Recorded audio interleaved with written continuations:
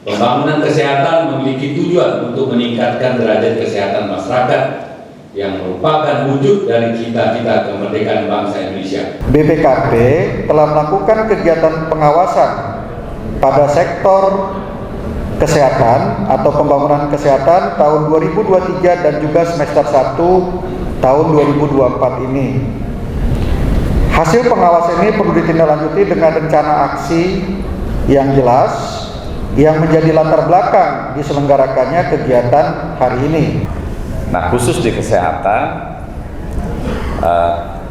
tentu ada risiko yang perlu kita identifikasi dan mitigasi. Ya, asistensi perubahan, lihat mana yang sudah beres TLHP-nya. Beres TLHP-nya boleh asistensi, enggak usah. Biar ya kita sama-sama terhambat gara-gara ini. Daripada nanti kita kerja asal-asalan dan hasilnya itu tidak maksimal.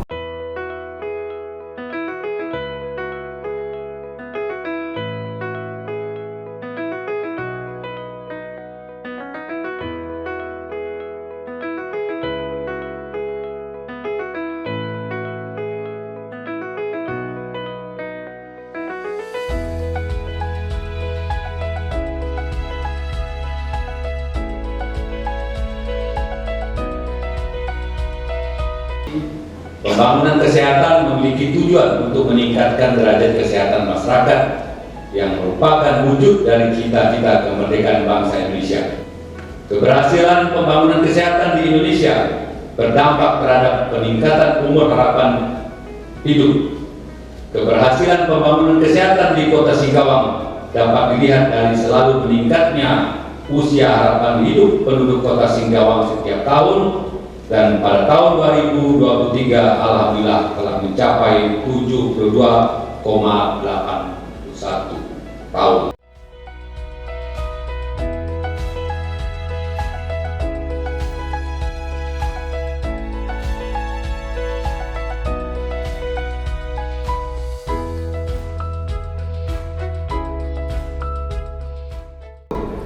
BPKP telah melakukan kegiatan pengawasan pada sektor kesehatan atau pembangunan kesehatan tahun 2023 dan juga semester 1 tahun 2024 ini.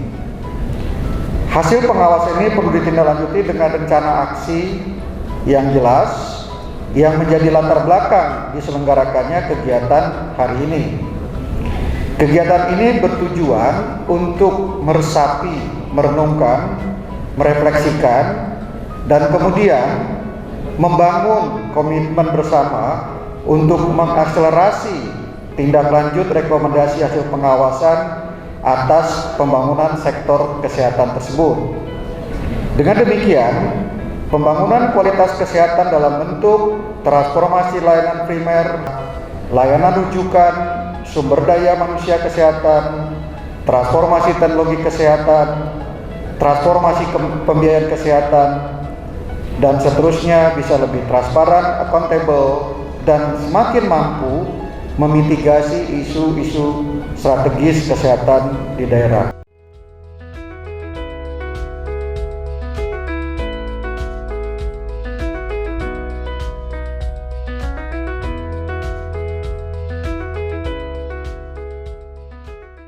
Kami coba memberikan masukan ya, dari hasil pengawasan yang secara metodologis kami lakukan sesuai dengan standar audit ya, baik itu standar audit di BPKP maupun standar audit Asosiasi Auditor Internal Pemerintah Indonesia, dan hasilnya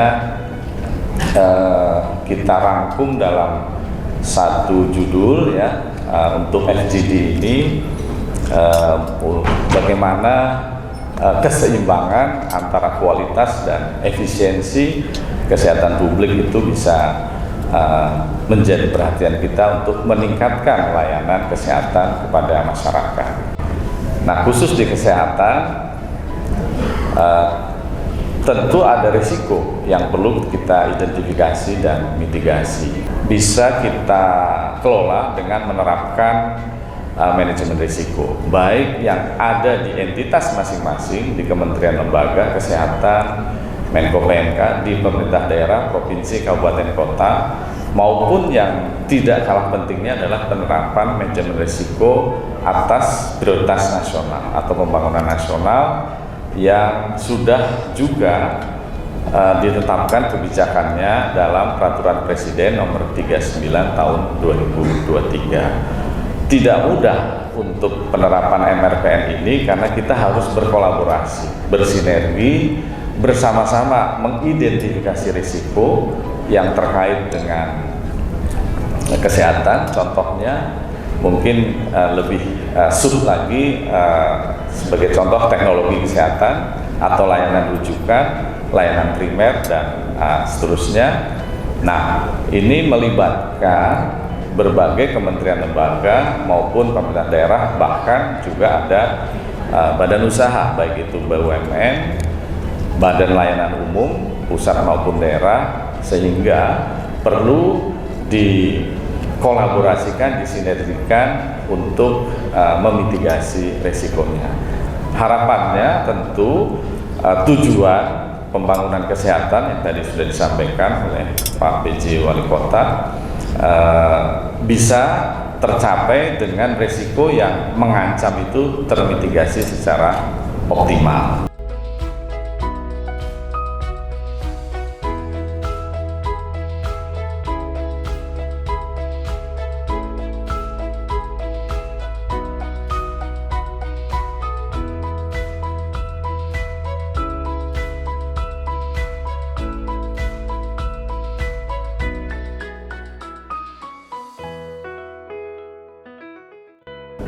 Kadang-kadang data masyarakat kita seiring dengan pendapatan yang sudah mulai meningkat, mereka berobatnya itu bukan ke rumah sakit pemerintah atau ke puskesmas.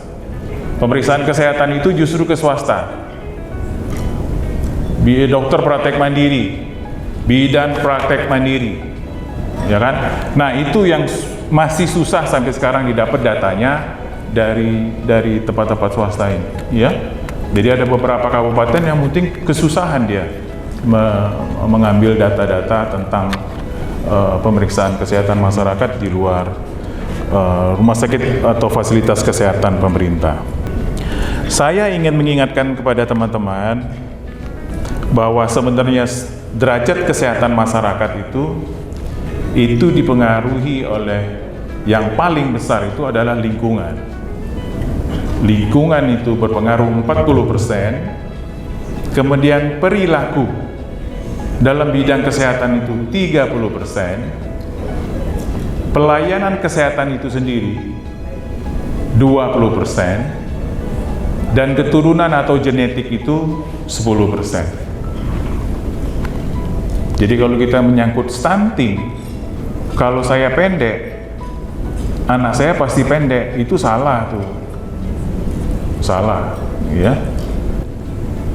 Bapak ibu-ibu sekalian, perlu kita mempercepat tindak lanjut ini, bukan dalam hal menghargai BPKP. Jadi kalau ada pengawasan lalu kita tindak lanjuti, bukan hal menghargai BPKP, supaya program kerja itu, program-program kegiatan kita itu memang bisa cepat mendapatkan hasil yang bagus. Makanya saya bilang tadi, kenapa kita itu turun tapi sedikit, turun tapi sedikit, karena intervensi kita itu sebenarnya belum jelas. Tidak benar-benar ada indikator yang jelas dalam pelaksanaan program kegiatan itu belum dibuatkan. Itu yang kalau level provinsi, aku tidak tahu kalau yang level kabupaten kota saya belum baca. Ya, tapi saya pikir sama itu. Kurang lebih. Nah, saya berharap agar kita semua di sini berkomitmen untuk melakukan percepatan tindak lanjut hasil pengawasan BPKP untuk tema kesehatan ini. Ya, apapun yang diperlukan oleh dinas oleh kabupaten kota itu akan saya kaitkan dengan percepatan ini. Paham tak kira-kira?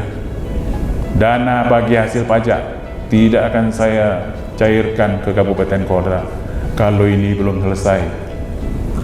Jadi termasuk nanti asistensi anggaran Anda untuk perubahan misalnya. Belum beres TLHP, BPKP, tidak usah asistensi. Ya, asistensi perubahan. Lihat mana yang sudah beres TLHP-nya. Beres TLHP-nya boleh asistensi. Tidak usah. Biar aja kita sama-sama terhambat gara-gara ini.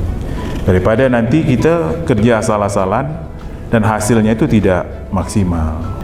Dengan kerjasama dan komitmen yang kuat dari semua pihak, kita dapat wujudkan cita-cita untuk mewujudkan Kalimantan Barat sebagai daerah yang memiliki pelayanan kesehatan yang berkualitas dan berkelanjutan.